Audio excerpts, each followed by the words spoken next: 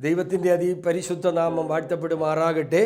ഒരിക്കൽ കൂടെ ഒരു കർത്തൃ ദിവസത്തിൻ്റെ പ്രഭാതത്തിൽ ദൈവമക്കളായിരിക്കുന്ന നമുക്കൊരുമിച്ച് കർത്താവിൻ്റെ വചനങ്ങളെ പഠിക്കുവാൻ ദൈവം തന്ന ഭാഗ്യത്തെ ഓർത്ത് ദൈവത്തെ സ്തുതിക്കുന്നു. കഴിഞ്ഞ രാത്രിയിൽ ഉറങ്ങിയ എത്രയോ പ്രിയപ്പെട്ടവർ ഈ ലോകത്ത് നിന്ന് മാറ്റപ്പെട്ടു. എന്നാൽ സർവകൃപാലുവായ ദൈവം, മഹാദേയും മനസ്സലും ആർദ്ര കരുണയുമുള്ള ദൈവം നമ്മളെ കണ്ണിലെ കൃഷ്ണമണി പോലെ കാത്തു സൂക്ഷിച്ചു. നമ്മൾ ഉറങ്ങിയപ്പോഴും സഹോദരങ്ങളെ മയങ്ങാത്തവനായി കുടയിരുന്ന് കരം പിടിച്ച് പ്രഭാതം കാണുവാൻ ഭാഗ്യം നൽകിയ ദൈവസന്നിധിയിൽ നമുക്കെല്ലാവർക്കും നമ്മെ വളരെ പ്രാർത്ഥനയോടുകൂടി ആയിരിക്കാം. കഴിഞ്ഞ നാളുകളിലൊക്കെയുള്ള എല്ലാ ശുശ്രൂഷകളും നിങ്ങൾക്ക് വളരെ അനുഗ്രഹമായെന്ന് ദൈവനാമത്തിൽ വിശ്വസിക്കുന്നു.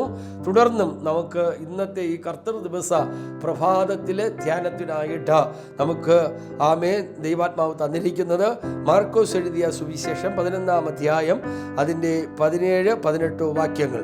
നമുക്കൊരുമിച്ച് വളരെ പ്രാർത്ഥനയോടെ ആ വാക്യങ്ങളെ ശ്രദ്ധിക്കാം. എൻ്റെ ആലയം സകല ജാതികൾക്കും പ്രാർത്ഥനാലയമെന്ന് വിളിക്കപ്പെടും എന്ന് എഴുതിയിരിക്കുന്നുവല്ലോ, നിങ്ങളോ അതിനെ കള്ളന്മാരുടെ ഗുഹയാക്കി തീർത്തു എന്ന് പറഞ്ഞു. അത് കേട്ടിട്ട് മഹാപുരോഹിതന്മാരും ശാസ്ത്രിമാരും അവനെ നശിപ്പിക്കേണ്ടതിന് എങ്ങനെ എന്ന് അന്വേഷിച്ചു.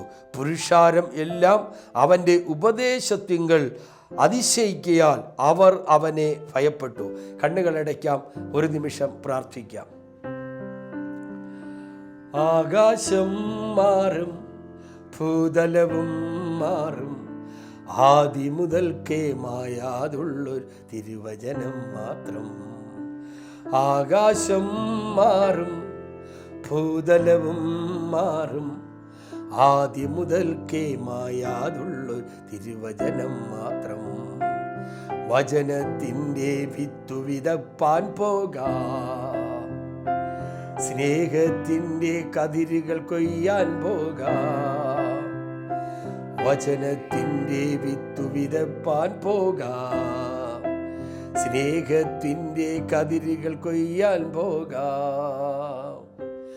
വഴിയിൽ വീണാലോ വചനം ഫലമേകില്ല, വയലിൽ വീണാലോ എല്ലാം ഫലമായിടും. ആകാശം മാറും, ഭൂതലവും മാറും, ആദി മുതൽക്കേ മായാതുള്ളൊരു തിരുവചനം മാത്രം. പരിശുദ്ധനായ ദൈവമേ, സ്വർഗീയ പിതാവേ, അനുഗ്രഹിക്കപ്പെട്ട ദൈവവചനം ദൈവാത്മാവിൽ ദൈവമേ അങ്ങ് ഞങ്ങളെ പ്രഘോഷിപ്പിക്കുമ്പോൾ അത് കേൾക്കുന്ന എല്ലാവർക്കും അനുഗ്രഹമായി തീരുവാൻ ദൈവത്തിൻ്റെ ആത്മാവ് സഹായിക്കണമേ എന്ന് പ്രാർത്ഥിക്കുന്നപ്പാ. ഒരു തടസ്സങ്ങൾ ശത്രു കൊണ്ടിടുവാൻ അനുവദിക്കരുത്. വചനം കേട്ടതനുസരിച്ച് നാമേ കർത്താവിൽ നിലനിൽപ്പാൻ എല്ലാവരെയും സഹായിക്കണം. പ്രാർത്ഥന കേട്ടതുകൊണ്ട് നന്ദി. യേശുവിൻ നാമത്തിൽ തന്നെ ആമേൻ. ദൈവനാമം മഹത്വപ്പെടുമാറാകട്ടെ. ഇന്നത്തെ ഈ ചിന്ത എന്ന് പറയുന്നത് പ്രാർത്ഥന ആലയങ്ങളെ കുറിച്ചുള്ളതായ ഒരു ചിന്താവിഷയമാണ്. പ്രാർത്ഥനയുടെ സ്ഥാപകൻ എന്ന് പറയുന്നത് ആദിമമായി നമ്മൾ പഠിക്കുമ്പോൾ പിതാവായ ദൈവം, പുത്രനായ യേശു, പുതിയ നിയമത്തിൽ യേശുവാണ്. അപ്പോൾ ഈ ആലയം ദൈവം പണിത് നമുക്ക് തന്നിരിക്കുന്നത് ആ ദേവാലയത്തിൽ നമുക്കറിയാം 6 ദിവസം നിങ്ങൾ അധ്വാനിച്ചതിന് ശേഷം 7-ാമത്തെ ദിവസം ശബത്തിനെ വിശുദ്ധീകരിച്ച് നിങ്ങൾ ആലയത്തിൽ പോയി ദൈവത്തെ ആരാധിക്കണം എന്നതാണ്. അപ്പോൾ ആരാധനയ്ക്ക് വേണ്ടി ദൈവം തുറക്കപ്പെട്ട സ്ഥലങ്ങളാണ് ദൈവത്തിൻ്റെ ആലയങ്ങൾ. ഹല്ലേലൂയ. ഈ ആലയങ്ങളെ കുറിച്ചുള്ള സവിശേഷതകളെയാണ് വ്യക്തമായി ദൈവത്തിൻ്റെ പരിശുദ്ധാത്മാവ് രേഖപ്പെടുത്തുന്നത്. ഈ ആലയങ്ങളെ ദൈവം അവിടുത്തെ നാമത്തിൽ നാമകരണം ചെയ്ത് സകല ജാതികൾക്കും വേണ്ടി ദൈവം എന്ത് ചെയ്തിരിക്കുന്നു എന്നറിയാമോ? സകല ജാതികൾക്കും പ്രാർത്ഥനാലയമെന്ന് വിളിക്കപ്പെടുമെന്ന് എഴുതിയിരിക്കുന്നു. അപ്പോൾ ഇവിടെ ജാതിയില്ല, മതമില്ല, മതസംവർഗമില്ല. എല്ലാ മനുഷ്യർക്കും, സകല മനുഷ്യർക്കും വേണ്ടി പ്രാർത്ഥനയ്ക്കായി ദൈവം തുറന്നു കൊടുത്തിരിക്കുന്നതാണ് തിരുദേവാലയം. നമുക്കറിയാം പ്രിയ ദൈവമക്കളെ, ഈ തിരുദേവാലയം ദൈവം വളരെ ഭയഭക്തിയോടും വിറയലോടും വന്ന് ദൈവത്തെ ആരാധിച്ചോ നമ്മുടെ ആവശ്യങ്ങൾ ആ ദൈവത്തോട് നിലവിളിച്ചും പ്രാർത്ഥിച്ചും പറഞ്ഞ് ആ ദൈവ അനുഗ്രഹത്തെ പ്രാപിക്കേണ്ട ദൈവത്തിൻ്റെ ആലയം. ഹല്ലേലൂയ. ഈ ആലയം എങ്ങനെയായി തീർന്നു എന്ന് അതിൻ്റെ അടുത്ത ഭാഗം പഠിക്കുമ്പോൾ പറയാനായിട്ട് ദൈവാത്മാവിന് കഴിയും. നിങ്ങളോ അതിനെ കള്ളന്മാരുടെ ഗുഹയാ ഗുഹയാക്കി തീർത്തു എന്നാണ്. എത്രയോ നഗ്ന സത്യമാണ്. ദൈവത്തിൻ്റെ ആലയം കള്ളന്മാർ വസിക്കുന്ന ആലയങ്ങളായി മാറ്റപ്പെട്ടുകൊണ്ടിരിക്കുകയാണ്. ഹല്ലേലൂയ. ഈ ഒരു ആത്മീക ശുശ്രൂഷ ചെയ്യണം, ആത്മീകമായി വളരേണ്ട ആമേൻ ഒരു അനുഗ്രഹിക്കപ്പെട്ട ശുശ്രൂഷ നിലവാരം പുലർത്തേണ്ടതാണ് ദേവാലയം എന്ന് നമുക്ക് കാണാനായി കഴിയും. മനസാന്തരപ്പെടാത്ത, സ്നാനപ്പെടാത്ത, ക്രിസ്തു ആരാണെന്നറിയാത്ത ഒരു കൂട്ടം ജനത്തെ ഈ ആലയങ്ങളിൽ കൊണ്ടുവന്ന് ക്രിസ്തുവിൻ്റെ സ്നേഹവും ക്രിസ്തുവിൻ്റെ സ്വത്രം സ്വഭാവവും പഠിപ്പിച്ച് അതിനകത്ത് ദൈവവചനങ്ങളെ അവരെ പഠിപ്പിച്ച് മനസ്സിലാക്കി അതിനകത്ത് വളരുവാൻ നിർദ്ദേശങ്ങൾ കൊടുക്കുവാൻ ദൈവം ഒരുക്കി വച്ചിരിക്കുന്നതാണ് ദൈവത്തിൻ്റെ അഭിഷിക്തന്മാരെ അല്ലെങ്കിൽ പുരോഹിതന്മാരെ. അങ്ങനെ ദൈവവചനം പഠിപ്പിച്ച് ദൈവത്തിൽ നിലനിർത്തി നിത്യതയെ കരസ്ഥമാക്കുവാൻ, അല്ലെങ്കിൽ യേശുനാഥൻ കടന്നു വരുമ്പോൾ അപ്പനോടൊപ്പം അവൻ്റെ ഭവനത്തിൽ പോകുവാൻ പഠിപ്പിക്കേണ്ട ആലയം എൻ്റെ കർത്താവ് നോക്കിയപ്പോൾ അത് കള്ളന്മാരുടെ ഗുഹയായി തീർന്നു. മറ്റൊരു ഭാഗത്തിൽ നമ്മൾ പഠിക്കുമ്പോൾ യേശുവിൻ്റെ ആലയം, എൻ്റെ ആലയം പ്രാർത്ഥനാലയം, നിങ്ങളോ അതിനെ കള്ളന്മാരുടെ ഗുഹയാക്കി. പലിശയ്ക്ക് കൊടുപ്പുകാർ, പ്രാപുകച്ചവടപ്പാർ, ഇങ്ങനെ പലവിധമായ കച്ചവടക്കാര് അതിനകത്ത് ദൈവം കാണുവാനിടയായി. ദൈവം എന്ത് ചെയ്തെന്നറിയാമോ? ഒരു ചാട്ടവാറെടുത്ത് എല്ലാറ്റിനെ അടിച്ചു വായിച്ചു. എൻ്റെ ആലയം പ്രാർത്ഥന, നിങ്ങളോ അതിനെ നശിപ്പിക്കുവാൻ, അതിനെ ഇല്ലാതെയാക്കുവാൻ വേണ്ടി നിങ്ങൾ അതിനെ ഉപയോഗിക്കുകയാണ് എന്ന്. ഇന്നറിയാം നമുക്ക് എത്രയോ ആത്മീയ ആലയങ്ങൾ അടയപ്പെട്ടിരിക്കുകയാണ് പ്രിയ ദൈവമക്കളെ. എത്രയോ വലിയ വലിയ ദേവാലയങ്ങളെല്ലാം വിദൂര രാജ്യങ്ങളിൽ ബോംബ് വച്ച് തകർക്കുന്നു, ഭൂകമ്പം മൂലം നഷ്ടപ്പെട്ടു പോകുന്നു. ഹല്ലേലൂയ. എൻ്റെ ആത്മാവിൽ ഞാൻ പറയട്ടെ, ദൈവത്തെ ഭയഭക്തിയോടും വിറയലോടും ഈ ആലയം ദൈവം വിശുദ്ധിയോട് ആരാധിക്കുവാൻ തന്നിരിക്കുന്ന ദേവാലയമാണെന്ന് മനസ്സിലാക്കി നമ്മൾ ആലയത്തെ പരിഭാവനമായി സൂക്ഷിച്ച് വരുന്ന നമ്മൾ അതിനകത്ത് വളരുകയാണെങ്കിൽ നമ്മുടെ ആലയത്തിന് ഒരു പോറൽ പോലും ഏൽക്കാതെ അതിനകത്ത് ആരാധിക്കുന്നവർ എന്ത് വിഷയം പ്രാർത്ഥിച്ചാലും അത് തന്നെ അനുഗ്രഹിക്കുന്ന ദൈവമാണ് നമ്മുടെ ദൈവം. നോക്കുക, നല്ല വ്യക്തമായ ഒരു വിവരണം നമുക്ക് 2 ദിനവൃത്താന്ത പുസ്തകങ്ങളിൽ കാണുവാനായിട്ട് കഴിയുന്നു. 2 ദിനവൃത്താന്തം പുസ്തകം 7-ാം അധ്യായത്തിൽ നമ്മുടെ ശലോമോൻ ഒരു ദേവാലയവും രാജധാനിയും പണിയുവാനായിട്ട് ഒരു ആഗ്രഹമുണ്ടായി. യഹോവ അവിടെ അത് അപേക്ഷിക്കുകയാണെന്ന് കാണുവാനായിട്ട് കഴിയും. അതിൻ്റെ 11-ാമത്തെ വാക്യം, അങ്ങനെ ശലോമോൻ യഹോവയുടെ ആലയവും രാജധാനിയും തീർത്തു. യഹോവയുടെ ആലയവും തൻ്റെ അരമനയും ഉണ്ടാക്കുവാൻ ശലോമോന് താല്പര്യമുണ്ടായി. സ്തോത്രം. ഉണ്ടായിരുന്നതൊക്കെയും, താല്പര്യം മാത്രമല്ല, ഉണ്ടായിരുന്നതൊക്കെയും അവൻ ശുഭമായി നിവർത്തിച്ചു. അതിൻ്റെ ശേഷം യഹോവ രാത്രി ശലോമോന് പ്രത്യക്ഷനായി അവനോട് അരുളി ചെയ്തു. അവനോട് അരുളി ചെയ്തത് എന്തെന്നാൽ, ഞാൻ നിന്റെ പ്രാർത്ഥന കേട്ടു. ഈ സ്ഥലത്ത് നിനക്ക് യാഗത്തിനുള്ള ആലയമായിട്ട് തിരഞ്ഞെടുത്തിരിക്കുന്നു എന്നാണ്. ശലോമോന് ഒരാലയം പണിയണമെന്ന് ആഗ്രഹമുണ്ടായി. പ്രിയ ദൈവമക്കൾ, അത് ശുഭമായി ഭംഗിയായി ശലോമോൻ ആലയം പണിത് പൂർത്തീകരിച്ചു. ദൈവത്തോട് അവൻ ചോദിച്ചു, ദൈവം അതിന് ഓർഡർ കൊടുത്തു. ആ അരുളപ്പാട് മുഖാന്തരം എന്ത് ചെയ്തെന്നറിയാമോ? ശലോമോൻ ആലയമെല്ലാം പണിതു, എല്ലാം പൂർത്തീകരിച്ചു. ദൈവം സ്തോത്രം ശലോമോന് ഹല്ലേലൂയ രാത്രിയിൽ ശലോമോന് പ്രത്യക്ഷനായി അവനോട് അരുളി ചെയ്തത് എന്തെന്നാൽ, ഞാൻ നിന്റെ പ്രാർത്ഥന കേട്ടു. ഈ സ്ഥലത്ത് നിനക്ക് യാഗത്തിനായിട്ടുള്ള ആലയമായി തിരഞ്ഞെടുത്തിരിക്കുന്നു. ഹല്ലേലൂയ. ആലയം യാഗത്തിനുള്ളതാണ്. ദേവാലയങ്ങൾ യാഗത്തിനുള്ളതാണ്. എന്ന് പറഞ്ഞാൽ നിങ്ങളെയല്ല, നിങ്ങളുടെ ഹൃദയങ്ങളെ തന്നെ കീറി മുറിച്ച് ദൈവത്തിന് യാഗമായി സമർപ്പിക്കണം. ദേവാലയം നമ്മളെ തന്നെ, നമ്മുടെ ഹൃദയത്തെ കീറി മുറിച്ച് ദൈവത്തിന് യാഗമായി സമർപ്പിക്കേണ്ട, അവന് യാഗമായി നമ്മളെ സമർപ്പിച്ച് ആരാധിക്കേണ്ട ആരാധന ഇടങ്ങളാണ് ദൈവത്തിൻ്റെ ദേവാലയമെന്ന് വേദപുസ്തകത്തിൽ പറയപ്പെടുകയാണ്. നോക്കുക, അത് മാത്രമല്ല, അതിൻ്റെ 15-ാം വാക്യത്തിൽ ഇങ്ങനെ പറയുന്നു, ഈ സ്ഥലത്ത് കഴിക്കുന്ന പ്രാർത്ഥനയ്ക്ക് എൻ്റെ കണ്ണ് തുറന്നിരിക്കും, എൻ്റെ ചെവി ശ്രദ്ധിച്ച് ഇരിക്കുകയും ചെയ്യും. അടുത്ത വാക്യം 14, എൻ്റെ നാമം ഈ ആലയത്തിൽ എന്നേക്കും ഇരിക്കേണ്ടതിന് ഞാനിപ്പോൾ ഇതിനെ തിരഞ്ഞെടുത്ത് ശുദ്ധീകരിച്ച് തരികയാണ്. അപ്പോൾ ആലയം ദൈവത്താൽ ശുദ്ധീകരിക്കപ്പെട്ട് ദൈവം ഇവിടെ നടക്കുന്ന ശുശ്രൂഷകള്, ദേവാലയത്തിൽ നടക്കുന്ന ആരാധനകൾ എല്ലാം തൻ്റെ തൃക്കണ്ണുകൊണ്ട് തുറന്നു നോക്കി അവൻ്റെ ചെവി ശ്രദ്ധിച്ചുമിരിക്കുകയാണ്. ദേവാലയത്തിൽ നടക്കുന്ന ആരാധന എപ്രകാരമുള്ളതാണ്? ദൈവവചന അടിസ്ഥാനത്തിലുള്ളതാണോ? ദൈവഹിതപ്രകാരമുള്ളതാണോ? അവിടെ നടക്കുന്ന പ്രാർത്ഥനകളും അവിടെ നടക്കുന്ന ആരാധനകളും അവിടെ നടക്കുന്ന ശുശ്രൂഷകളുമെന്ന് ആരാധനാലയത്തിൽ കർത്തൃ ദിവസത്തിന്റെ പ്രഭാതത്തിൽ നമ്മൾ കടന്നുപോയി ആരാധിക്കുമ്പോൾ, പ്രിയ ദൈവവൈതലേ, വേദപുസ്തകത്തിൽ മറ്റൊരു ഭാഗം ഇങ്ങനെ പറയുന്നു: ആലയത്തിന്റെ വാതിൽക്കൽ കർത്താവ് നിന്നുകൊണ്ട് ആലയത്തിനകത്ത് വരുന്നവർ നല്ലവരാരാണ്, ആകാത്തവരാരാണെന്ന് അവരെ ദൃഷ്ടി വെച്ച് നോക്കിക്കൊണ്ടിരിക്കുക. ആലയമെന്ന് പറയുന്നത് നമുക്ക് എങ്ങനെയെങ്കിലുമൊക്കെ കാര്യങ്ങൾ നടത്തേണ്ട ഇടമല്ല, എങ്ങനെയെങ്കിലും അതിനെ അശുദ്ധമാക്കേണ്ട ഇടമല്ല. ആലയം തന്നവൻ തന്നെ ആലയത്തിന് ദൃഷ്ടി വച്ച് നോക്കിക്കൊണ്ടിരിക്കുന്നു എന്ന് ആവർത്തന പുസ്തകത്തിൽ ആമേൻ 7-ാം അധ്യായം 15-16 നമ്മൾ പഠിക്കുമ്പോൾ കാണാനായിട്ട് കഴിയും. അതിൻ്റെ അടുത്ത വാക്യം പറയുന്നു: എൻ്റെ ദൃഷ്ടിയും എൻ്റെ ഹൃദയവും എല്ലായ്പ്പോഴും ഇവിടെ ഇരിക്കും. നിന്നോ അമേ സ്വത്രം, എൻ്റെ ഹൃദയവും എല്ലായ്പ്പോഴും ഇവിടെ ഇരിക്കും. അവൻ്റെ ദൃഷ്ടിയും അവൻ്റെ കണ്ണും അവൻ്റെ ഹൃദയവും അവൻ നാമകരണം ചെയ്ത് തന്ന ആലയത്തിനകത്തുണ്ട്. കാരണം ഇത് പാസ്റ്റർക്കല്ല ഇതിൻ്റെ പൂർണ്ണ ആമേൻ ഉത്തരവാദിത്വം, ആരാധിക്കാൻ വരുന്ന വിശ്വാസികൾക്കല്ല. ഇതിന് തന്നവനാ ഇതിൻ്റെ പൂർണ്ണ ഉത്തരവാദിത്വം. ഇത് തന്നതാരാണ്?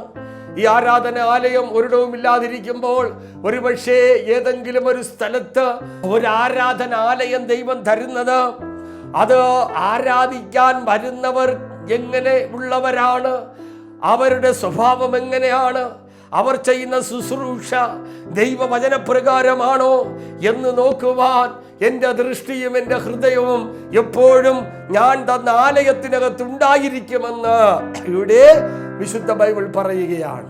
അപ്പോൾ ദൈവം തന്നിരിക്കുന്ന ടെമ്പററി ആയാലും പെർമനന്റ് ആയാലും ഏത് വിധത്തിലുള്ള ആരാധനാലയങ്ങളായാലും ദൈവം തന്നിരിക്കുന്ന ആലയം പ്രാർത്ഥനാലയം എന്ന് വിളിക്കപ്പെടണം.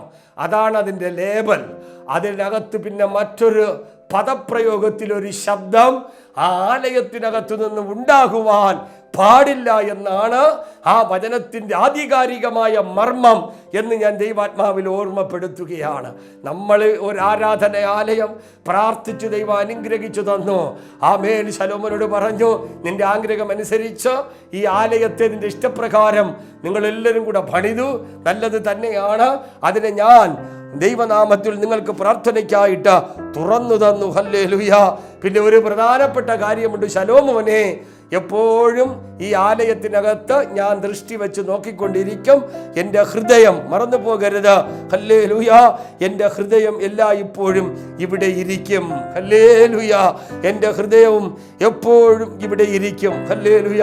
അപ്പോൾ ആരാധന നടത്തുമ്പോൾ എല്ലാ പുരോഹിതന്മാരും എല്ലാ പാസ്റ്റർമാരും ഞാൻ ഉൾപ്പെടെ നമ്മൾ അറിഞ്ഞിരിക്കേണ്ട ഒരു സത്യമാണ്, നമ്മൾ ആരാധനയുടെ പുൽക്കൂറ്റിൽ കയറുമ്പോൾ, നമ്മൾ ആരാധനയ്ക്കായി നിൽക്കുമ്പോൾ, നമ്മൾ വിശ്വാസികളെ ദൈവവചനം പഠിപ്പിക്കുമ്പോൾ, നമ്മൾ പഠിപ്പിക്കുന്നവരല്ല, ഇതിനകത്ത് തന്നവൻ ഇതിനകത്തുണ്ട്. അവൻ്റെ വചനപ്രകാരമുള്ള ശുശ്രൂഷയാണ് ദൈവാത്മാവ് നമ്മളെ കുറിച്ച് ആഗ്രഹിക്കുന്ന ഒരു ആലോചന ഈ പ്രഭാതത്തിൽ ഞാൻ കൈമാറി തരികയാണ്. അതിന് വിരോധമായിട്ടുള്ള ഒരു ആരാധനകളും അതിനകത്ത് നടക്കുവാൻ അനിവാര്യമല്ല. ആത്മാവിൻ്റെ വചനം, എഴുതപ്പെട്ട വചനത്തിൻ്റെ ശുശ്രൂഷ മാത്രമേ അതിനകത്ത് നടക്കുവാനായിട്ട് കഴിയൂ. നമുക്കറിയാം, ഇന്ന് യേശു കർത്താവിൻ്റെ പരസ്യ ശുശ്രൂഷ വേളകളിൽ പല നാനാവിധ രോഗികളെയും യേശുവിൻ്റെ അരികിൽ കൊണ്ടുവന്നു. അവരെ എല്ലാവരെയും ഒരു വാക്കിനാൽ യേശു അവരുടെ രോഗങ്ങളെ സൗഖ്യമാക്കി, ഒരു വാക്കിനാൽ ഭൂതങ്ങളെ ദൈവം പുറത്താക്കി, ഒരു വാക്കിനാൽ അനേകരെ സൗഖ്യമാക്കി എൻ്റെ ദൈവം. ഹല്ലേലൂയ. എന്നാൽ ഇന്നത്തെ ദേവാലയങ്ങളിൽ ആലയങ്ങളിലെ ശുശ്രൂഷകള് ദൈവമക്കളെ നിങ്ങളൊന്ന് പരിശോധിക്കണം. ദൈവവചന അടിസ്ഥാനത്തിലാണോ നടക്കുന്നത്? ഹല്ലേലൂയ. അങ്ങനെയല്ല എങ്കിൽ അത് ദൈവത്താൽ തിരഞ്ഞെടുക്കപ്പെട്ട ആലയമല്ല, അത് പിശാചിന്റെ ആലയമെന്ന് ഞാൻ ആത്മാവിൽ വിളിച്ചു പ്രഖ്യാപിക്കുകയാ. ദൈവവചനമനുസരിച്ചുള്ള ആരാധനയാണ്, ദൈവത്താൽ നിയോഗിക്കപ്പെട്ട ആരാധന. അത് വിശുദ്ധ ബൈബിളിൽ വ്യക്തമായി രേഖപ്പെടുത്തിയിട്ടുണ്ട്. ഹല്ലേലൂയ. ഓ സ്തോത്രം. ഹല്ലേലൂയ. അതുപോലെ തന്നെ അതിന്റെ 19-ാം വാക്യം, ഹല്ലേലൂയ, ഞാൻ നിങ്ങളുടെ മുമ്പിൽ വച്ചിരിക്കുന്ന എൻ്റെ ചട്ടങ്ങളും എൻ്റെ കൽപ്പനകളും ഉപേക്ഷിക്കുകയും ചെന്ന് അന്യ ദൈവങ്ങളെ സേവിച്ച് നമസ്കരിക്കുകയും ചെയ്താൽ ഞാൻ അവർക്ക് കൊടുത്ത എൻ്റെ ദേശത്ത് അവരെ പറിച്ചുകളയും. എൻ്റെ നാമത്തിൽ ഞാൻ വിശുദ്ധീകരിച്ചിരിക്കുന്ന ഈ ആലയത്തെയും ഞാൻ എൻ്റെ മുമ്പിൽ നിന്ന് നീക്കിക്കളയും. ഹല്ലേലൂയ. നമുക്കറിയാം, അനവധി ആലയങ്ങൾ അടഞ്ഞു കിടക്കുകയാണ്. ദേവാലയത്തിൽ ദൈവത്തെ ആരാധിക്കാൻ വരുന്നവരെ തന്നെ നമുക്ക് ദൈവത്തിന് ഇഷ്ടമില്ലാത്ത പല ഉത്സവ പറമ്പുകളിൽ, പല സ്ഥലങ്ങളിൽ നമുക്ക് കാണുവാനായി കഴിയും. അത് മനസ്സിലാക്കിയ ദൈവാത്മാവ് ഇങ്ങനെ പറയുന്നു, നിങ്ങൾ ഈ ആലയത്തിൽ വന്ന് ആരാധിച്ചിട്ട്, നിങ്ങൾ ഇവിടെ വന്ന് സ്തോത്രം പറഞ്ഞിട്ട്, നിങ്ങൾ ഇവിടെ വന്ന് ഹല്ലേലൂയ പറഞ്ഞിട്ട്, ഇവിടെ വന്ന് നിങ്ങൾ ആത്മാവിൽ നൃത്തം ചെയ്ത ദൈവത്തെ ആരാധിച്ച് എന്നെ മഹത്വപ്പെടുത്തിയിട്ട് നിങ്ങൾ ഇറങ്ങി ലോകത്തിലേക്ക് പോകുമ്പോൾ അന്യ ദൈവങ്ങളുടെ അടുക്കൽ പോയി അവരെ നമസ്കരിച്ച് ആരാധിച്ച് അവർക്ക് നേർച്ച കാഴ്ചകൾ കൊടുത്താൽ നിങ്ങളുടെ ആലയത്തെ ഞാൻ അവിടെ നിന്നും എടുത്തു മാറ്റിക്കളയും. ഇന്ന് വലിയ വലിയ ആലയങ്ങൾ അടയപ്പെട്ട് കിടക്കുകയാണ്. വലിയ വലിയ ആലയങ്ങൾ ആരാധന നടക്കാൻ കഴിയാതെ പ്രശ്നങ്ങള്, പ്രതികൂലങ്ങള്, പ്രതിസന്ധികളും കൊണ്ട് നിറയപ്പെട്ട് കിടക്കുകയാണ്. എന്താണ്? ദൈവം പ്രാർത്ഥിച്ചു കൊടുത്ത ആലയം ഇന്ന് ദുഷ്ടന്മാരുടെ, കള്ളന്മാരുടെ ഗുഹയായി മാറ്റപ്പെട്ടുകൊണ്ടിരിക്കുന്ന, ഞാൻ പറയാതെ തന്നെ നിങ്ങൾക്കതറിയാം പ്രിയ ദൈവമക്കളെ. ഹല്ലേലൂയ. അതുകൊണ്ട് ശലോമോന് ദൈവം കൊടുത്ത വാണിങ് വളരെ വലുതാണ്. ഹല്ലേലൂയ. ആമേൻ. നമ്മളത് ഒരിക്കലും മറന്നു പോകരുത്. അതിൻ്റെ അടുത്ത ഭാഗം പഠിക്കുമ്പോൾ നമുക്ക് ഇങ്ങനെ കാണാനായിട്ട്, വ്യക്തമായി കാണാനായിട്ട് കഴിയുന്നു. ഈ ആലയം എത്ര ഉന്നതമായിരുന്നാൽ, 21-ാം വാക്യം, ഈ ആലയം എത്ര ഉന്നതമായിരുന്നാലും കടന്നു പോകുന്നവർ, ആമേൻ, ഏവനും ഇതിനെപ്പറ്റി സ്തംഭിച്ച് യഹോവ ഈ ദേശത്തിനും ഈ ആലയത്തിനും ഇങ്ങനെ വരുത്തിയ സംഗതി എന്ത് എന്ന് ചോദിക്കും. ഹല്ലേലൂയ. മനസ്സിലായോ? ഇന്നലകളിൽ ഭയങ്കര വിടുതൽ, ഇന്നലകളിൽ ഭയങ്കര ആരാധന, ഭയങ്കര പൈശാചിക ഹോട്ടകൾ തകർന്നു, അത്ഭുതങ്ങൾ നടന്നു, വലിയ വളർച്ചകൾ ഉണ്ടായി, വലിയ വലിയ വലിയ വീര്യ പ്രവൃത്തികൾ നടന്ന ഇടമാ. ഇപ്പോഴിതാ ഇവിടെ പാഴ്ശൂന്യമായി കിടക്കുകയാണ്, പാഴ്ശൂന്യമായി കിടക്കുകയാണ്. എത്രയോ സത്യമായ കാര്യമാണ് ദൈവമക്കളെ ആവർത്തന പുസ്തകം 7 നമ്മൾ പഠിക്കുന്നത്. ഇതിൽ നിന്ന് എന്ത് മനസ്സിലായി ദൈവമക്കളെ?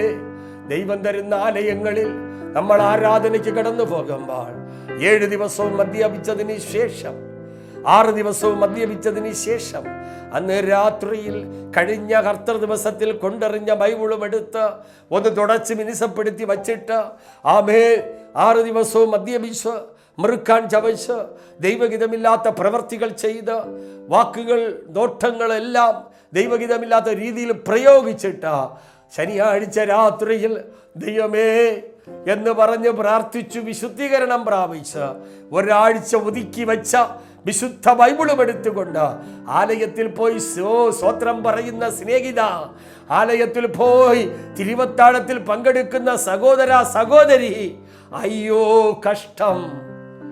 ഞാൻ വിളിച്ചാത്മാവിൽ പറയുന്നു, നീ ശരീരത്തിൽ ഇരിക്കുമ്പോൾ, അവനവൻ ശരീരത്തിൽ ഇരിക്കുമ്പോൾ ചെയ്യുന്നത് നല്ലതാകിലും തീയതാകിലും ഒരു നാളിൽ അവന്റെ സന്നിധിയിൽ നിൽക്കേണ്ടി വരും. സഭാ പാസ്റ്ററെ കണ്ണടയ്ക്കാം, വിശ്വാസികളെ കണ്ണുമൂടാം. എന്നാൽ ഈ ആലയം പണിത് നിനക്ക് ആരാധനയ്ക്കായി തന്നവൻ, അവന്റെ ദൃഷ്ടി ഇതിനകത്തുണ്ട്, അവന്റെ ഹൃദയം ഇതിനകത്തുണ്ട്. എങ്ങനെ ആരാധിക്കുന്നു എന്ന്, എങ്ങനെ സ്തോത്രം പറയുന്നു, ഏത് ഹൃദയത്തോട് അന്യഭാഷ പറഞ്ഞ് ആത്മാവിൽ ആരാധിക്കുന്നു എന്ന് തൃക്കണ്ണുകൊണ്ട് കാണുന്ന, ഹൃദയം കൊണ്ട് നിന്നെ തൂക്കി മനസ്സിലാക്കുന്ന ഒരേ ആത്മാവ്, ആ പരിശുദ്ധ ആത്മാവ് ആലയത്തിനകത്തുണ്ടെന്ന കാര്യം നിങ്ങൾ മറന്നു പോകരുത്. ഓ ഹല്ലേലൂയ. ഇന്ന് ആലയങ്ങളെ കുറിച്ചുള്ള വലിയ വലിയ പ്രതിസന്ധികൾ, ആരാധനയിൽ ഇന്ന് ഭയങ്കരമായ ഗ്രൂപ്പിസമാണ്. ഒരു ഇലക്ഷൻ നടക്കുന്നതിനേക്കാളും വളരെ വളരെ ഗംഭീരമായ ഇലക്ഷൻ ആരാധനാലയങ്ങൾ നടക്കുന്നു. പാർട്ടി പ്രവർത്തനങ്ങളെ പോലെ ആമേൻ ആരാധനയിൽ ഡീക്കൻ അതുപോലെ തന്നെ കമ്മിറ്റികളെ തിരഞ്ഞെടുക്കുന്ന അനുഭവങ്ങൾ, വീട് വീടാന്തരം കയറി ഈ ഡീക്കനായ എന്നെ തിരഞ്ഞെടുക്കണമെന്ന് പറയുന്ന ഒരു അനുഭവം. ഞാൻ ചോദിക്കട്ടെ, എൻ്റെ ഈ പ്രോഗ്രാം കാണുന്ന ശ്രോതാവേ, സ്നേഹിത, ഇതൊരു രാഷ്ട്രീയ പ്രവർത്തനം നടത്തേണ്ടതല്ല. ആലയം ദൈവത്തിൻ്റെ ആലയം, ദൈവത്തിൻ്റെ ആലയം സർവ്വജാതികൾക്ക് വേണ്ടി പ്രാർത്ഥനയ്ക്കായി ദൈവം തുറന്നു കൊടുത്ത ആലയമാ, ദൈവം തുറന്നു കൊടുത്ത ആലയമാ. ഇതിനകത്ത് മറ്റൊന്നും പാടില്ല സ്നേഹിത. നമ്മൾ ആലയത്തിൽ വരുമ്പോൾ എങ്ങനെ ആരാധിക്കണം, ആലയത്തിനകത്ത് നമ്മൾ എങ്ങനെ കയറണം, എങ്ങനെയാണ് ആലയത്തിൽ നമ്മൾ ഇരുന്ന് ദൈവത്തെ ആരാധിക്കേണ്ടത് എന്നതെല്ലാം പഠിപ്പിച്ച ദൈവത്തിന്റെ മുമ്പേ അതിന് വിരോധമായി ദൈവഹിതമില്ലാത്ത പ്രവൃത്തികൾ ചെയ്താൽ ഇത് കാണുന്ന ദൃഷ്ടി വെച്ച് കാണുന്ന ഒരു ദൈവമുണ്ട്. ഓ, അവന്റെ ഹൃദയം ആലയത്തിനകത്തുണ്ടോ. നീ ചെയ്യുന്ന പ്രവൃത്തികൾക്കെല്ലാം പ്രതിഫലം ദൈവം നിനക്ക് തരുവാൻ വരുന്നൊരു ദിവസം ഇതാ സമാഗതമായിരിക്കുകയാണ്. ഹല്ലേലൂയ.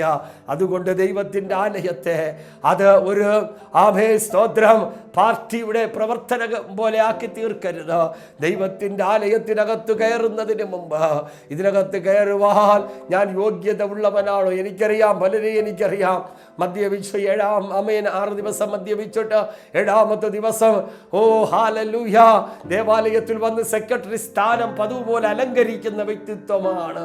ദൈവത്തോട് നിലവിളിച്ചു, കർത്താവേ, ഈ സെക്രട്ടറിയെ നമുക്ക് വേണ്ട, നമുക്ക് ദൈവത്തെ ആരാധിക്കുന്ന ദൈവഭയമുള്ള ആത്മാവുള്ള ഒരാളിനെ ദൈവം തരണമേ.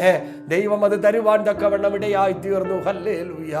എങ്ങനെയെങ്കിലും ഉള്ളവർക്ക് ആരാധിക്കാനുള്ളതല്ല സഹോദരാന. അതുപോലെ തന്നെ ആലയത്തിൽ വരുമ്പോൾ പരിഭാവനമായ ഒരു വേഷം നമുക്ക് ആവശ്യമാണ്. മാനസാന്തരപ്പെട്ട് സ്നാനപ്പെട്ട് കർത്താവിനോടുകൂടെ ജീവിക്കുന്ന നിങ്ങളും ഞാനും മാന്യമായ വസ്ത്രം ധരിച്ചു വേണം ആലയത്തിനകത്ത് വരുവാൻ. ഉത്സവ പറമ്പിൽ പോകുന്നത് പോലെ, ഏതെങ്കിലും മ്യൂസിയം കാണാൻ പോകുന്നത് പോലെ, ഏതെങ്കിലും കല്യാണത്തിന് പോകുന്നത് പോലെ അല്ല ദേവാലയത്തിൽ വരേണ്ടതെന്ന് ഞാൻ എൻ്റെ ഈ പ്രഭാഷണം കേൾക്കുന്ന ദൈവമക്കളെ ഓർമ്മപ്പെടുത്തുകയാണ്. അതിനൊരു ചട്ടമുണ്ട്, അതിനൊരു ചട്ടക്കൂടുണ്ട്. ആ ചട്ടക്കൂടിനകത്ത് നിന്നുകൊണ്ട് നമ്മൾ ദൈവത്തിൻ്റെ ആലയത്തിൽ വന്ന് ആരാധിച്ചാൽ നീ മാത്രമല്ല, നിന്റെ തലമുറയായി ദൈവം നിന്നെ അനുഗ്രഹിക്കുമെന്നതിന് യാതൊരു മാറ്റവുമില്ല.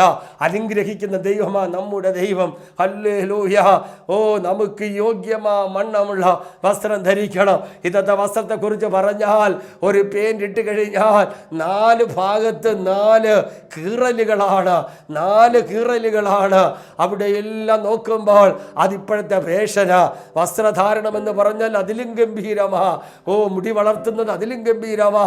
ഒരു സഹോദരന്റെ മുഖം പോലും തിരിച്ചറിയാൻ കഴിയാത്തവള് ഓ ഹല്ലേലൂയ, ഓ മുടിയും വളർത്തി പുതിയ ഫാഷനുമായിട്ട് ആലയത്തിനകത്ത് വന്ന് ആരാധിക്കുന്ന അനവധി ആളുകളെ നമുക്ക് കാണാനായി കഴിയാം.